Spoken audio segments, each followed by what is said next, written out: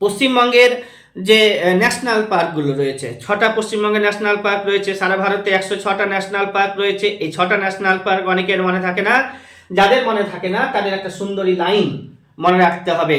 সুন্দরী সঙ্গীতাকে নিয়ে জলপাইগুড়ি গিয়ে বিয়ে করলাম, সুন্দরী সঙ্গীতাকে নিয়ে জলপাইগুড়িতে গিয়ে বিয়ে করলাম। ভিডিওর কমেন্ট বক্সে এটার আমার লেখাটা থাকবে, তোমরা দেখে নিবে কিভাবে সাজিয়ে লিখেছি আমি।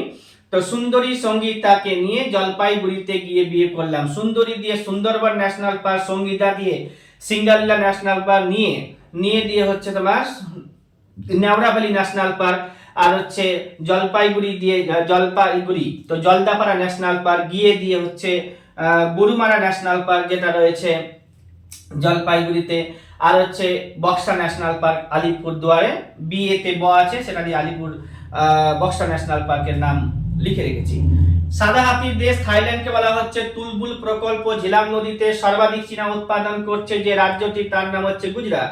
সর্বাধিক চীনাবাদাম উৎপাদনে হচ্ছে গুজরাট। এবার হচ্ছে তোমার কি বললাম, মাইনিং রিসার্চ সেন্টার ধানবাদে বললাম, আর হচ্ছে তোমার মাইকা উৎপাদনে অন্ধ্রপ্রদেশ, ইউরেনিয়াম উৎপাদনে অন্ধ্রপ্রদেশ, কফি উৎপাদনে কর্ণাটক। এগুলোকে মনে রাখতে হবে, 2টা-4টা করে মনে রাখতে হলে সব মনে হয়ে যাবে।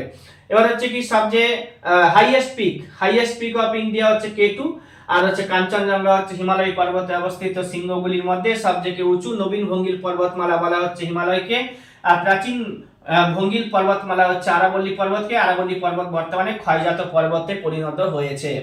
কুকা মুভমেন্ট চালু করেছিল গুরু রাম সিং, কংগ্রেস প্রতিষ্ঠিত হয়েছে 1885 খ্রিস্টাব্দে। কুকা মুভমেন্ট চালু করেছিল কে? গুরু রাম সিং। আর হচ্ছে কংগ্রেসের প্রতিষ্ঠা হয়েছে 1885 খ্রিস্টাব্দে বোম্বাইতে গোকুলদাস তেজপাল সংস্কৃত কলেজে। কোথায়? তো বোম্বাইতে গোকুলদাস তেজপাল সংস্কৃত কলেজে জাতীয় কংগ্রেস প্রতিষ্ঠিত হয়েছে। বোম্বাইতে গোকুলদাস তেজপাল সংস্কৃত কলেজে জাতীয় কংগ্রেস প্রতিষ্ঠিত হয়েছে 1885 খ্রিস্টাব্দে। তার প্রথম চেয়ারম্যানের নাম হচ্ছে